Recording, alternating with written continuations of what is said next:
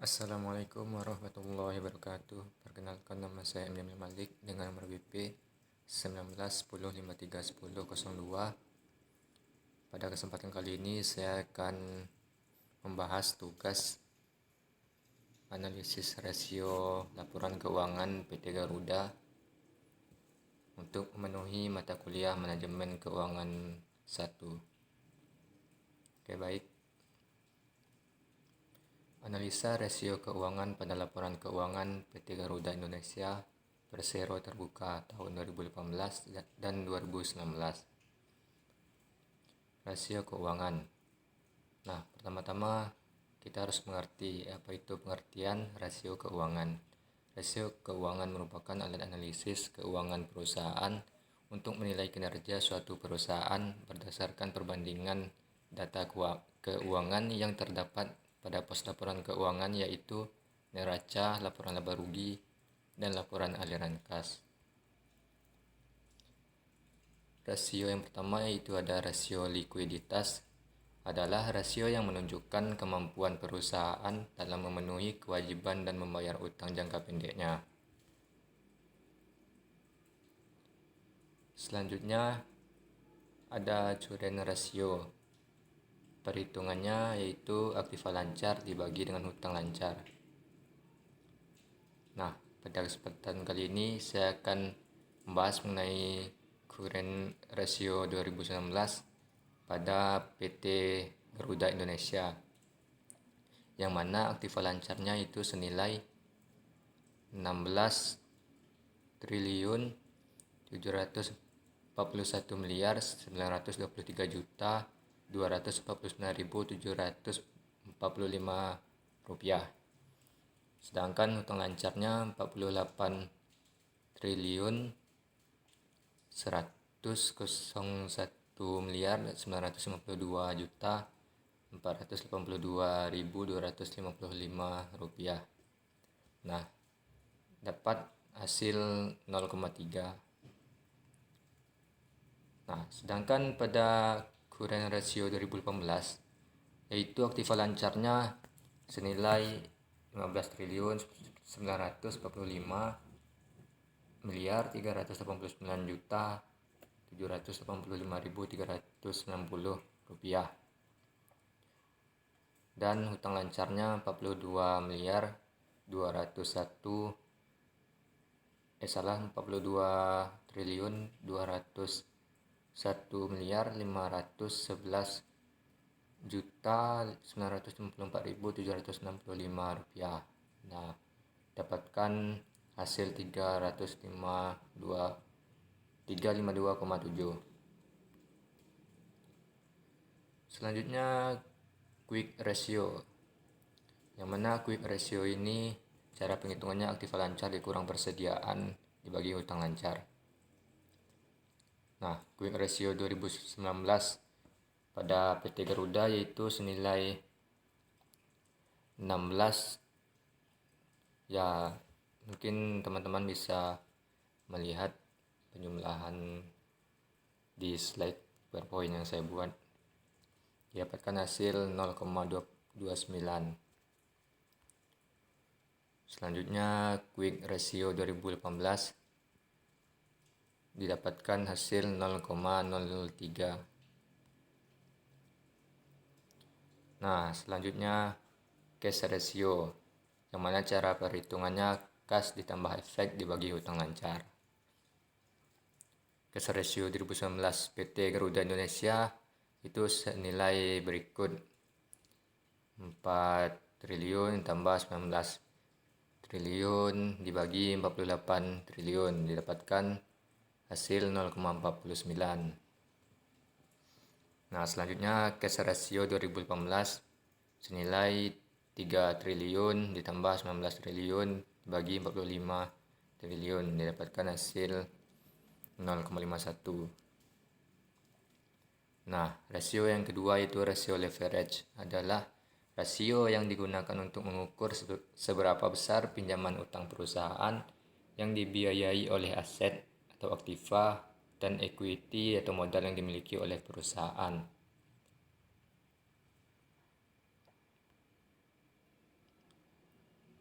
Rasio leverage, cara perhitungannya yaitu debt ratio sama dengan total hutang dibagi total aktiva dikali 100%. Nah, ini merupakan debt ratio 2019 PT Garuda Indonesia, itu senilai 55 triliun lebih, dan dibagi 65 triliun dikali 100% didapatkan hasil 0,83%. Debt ratio 2018-nya yaitu didapatkan hasil 0,84%. Nah, selanjutnya debt to equity ratio, total hutang dibagi modal dikali 100%. Nah, debt to equity ratio 2019 PT Garuda Indonesia yaitu senilai 55 triliun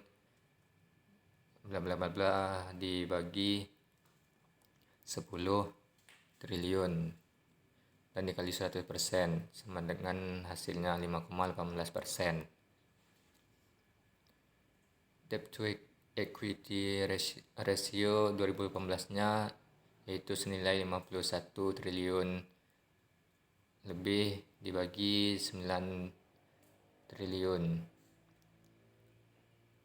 dikali 100% dapat hasil 5,46%. Selanjutnya coverage ratio. Coverage ratio ini perhitungannya EBIT dibagi beban bunga. Nah, pada perusahaan PT Garuda Indonesia ini tidak terdapat EBIT, yang mana EBIT ini laba sebelum bunga dan pajak. Nah, ternyata di PT Garuda Indonesia sudah saya cari tidak ditemukan sama beban bunganya. Kita lanjut saja. Nah, ini juga fixed charge coverage ratio, EBIT tambah bunga tambah angsuran les dibagi bunga tambah angsuran lese. Di sini saya juga tidak menemukan, tadi sudah sebelumnya EBIT dan bunga itu tidak ditemukan. Nah, lanjut saja.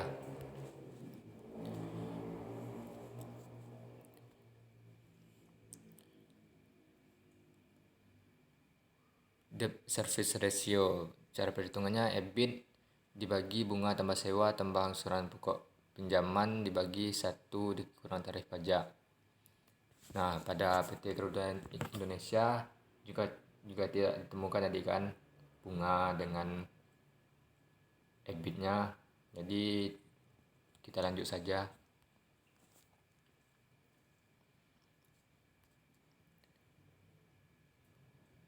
Selanjutnya yang ketiga, rasio aktivitas adalah rasio yang digunakan untuk mengukur seberapa besar efektivitas perusahaan dalam memanfaatkan sumber dananya. Rasio aktivitas pada umumnya diukur dari perputaran masing-masing elemen aktiva. Nah, pada cara perhitungan perputaran persediaan ini sama dengan harga pokok penjualan dibagi rata-rata persediaan. Nah, pada PT Garuda Indonesia ini tidak ada harga pokok penjualan dan rata-rata persediaannya, karena PT Garuda Indonesia ini merupakan perusahaan jasa, tidak mungkinlah dia membuat barang kan secara logikanya. Nah, kita lanjut saja. Mengetahui berapa lama rata-rata persediaan tersimpan dalam gudang sebelum dijual atau masuk proses produksi. Nah, ini merupakan cara menghitung average day inventory, yaitu rata-rata persediaan dikali 360 dibagi harga pokok penjualan. Nah, ini juga tidak ditemukan. Kita lanjut saja. Nah, pada kali ini yaitu cara perhitungan perputaran piutang. Perputaran piutang atau receivable turnover ratio yang digunakan untuk mengukur seberapa besar efektivitas perusahaan dalam pengelolaan piutang. Rata-rata piutang diperoleh dengan menjumlahkan piutang awal tahun dan akhir tahun dibagi 2. Perputaran piutang sama dengan penjualan kredit dibagi rata-rata piutang. Nah, pada sebelumnya tadi sudah saya katakan tidak ada penjualan pada PT Garuda. Oke, lanjut saja. Nah, selanjutnya perputaran piutang receivable turnover untuk mengetahui lamanya piutang tertagih atau receivable collection. Receivable collection periode, cara perhitungannya rata-rata piutang dikali 360 dibagi penjualan kredit. Ini juga tidak saya temukan. Kita lanjut saja. Perputaran aktiva tetap. Nah, rasio ini digunakan untuk mengukur efektivitas penggunaan aktiva tetap dalam mendapatkan penghasilan. Cara perhitungannya, perputaran aktiva tetap sama dengan penjualan dibagi aktiva tetap. Ini juga tidak saya temukan perhitungannya di PT Garuda Indonesia, karena di PT Garuda Indonesia itu tidak ada penjualan. Nah, kita lanjut saja. Rasio keuntungan atau profitabilitas adalah rasio untuk mengetahui kemampuan perusahaan untuk mendapat laba dari pendapatan terkait penjualan aset dan ekuitas berdasarkan dasar pengukuran tertentu. Itu cara perhitungannya gross profit margin atau GPM. GPM sama dengan laba kotor dibagi penjualan dikali 100%.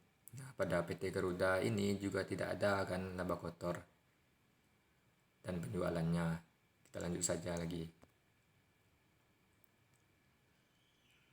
Profit margin atau PM, cara perhitungannya EBIT dibagi penjualan kali 100%. Ini juga tidak ada pada PT Garuda. Next.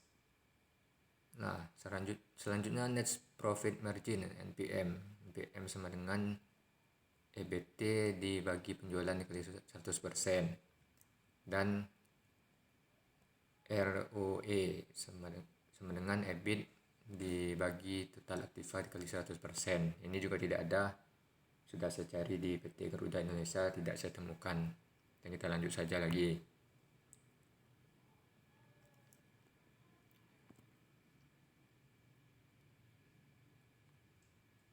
Nah, ini ROE sama dengan EAT dibagi modal sendiri dikali 100%. Nah, pada ROE 2019 PT Garuda ada senilai, ya ini bisalah teman-teman lihat sendiri, didapatkan hasilnya 11,86%. Pada 2018 didapatkan 48,38%. Kita lanjut. ROI, cara perhitungannya sama dengan EAT dibagi investasi dikali 100%. Nah, ini ROI 2019 saya dapatkan hasilnya 268,1%. Sedangkan 2018-nya saya dapatkan 10,32%. Nah, IPS. IPS ini merupakan laba yang tersedia bagi pemegang saham, biasa dibagi dengan jumlah rata-rata saham biasa yang beredar. Ini juga tidak saya temukan jumlah saham yang beredar di PT Garuda Indonesia, tetapi yang saya temukan yaitu saham biasa. Jadi tidak mungkinlah kita jumlahkan dengan jumlah saham beredar, sedangkan jumlah saham beredar di PT Garuda Indonesia itu tidak ada. Oke, next. Oke, itulah penjelasan dari video saya. Apabila ada cara penyampaian saya yang salah, saya mohon maaf. Saya sebagai manusia tentu memiliki kekurangan. Dan apabila ada dari analisis yang saya presentasikan tidak benar, silahkan untuk memberi saran dan masukan dari teman-teman semuanya, karena itu sangat bermanfaat bagi saya. Oke, sekian video dari saya. Wassalamualaikum warahmatullahi wabarakatuh.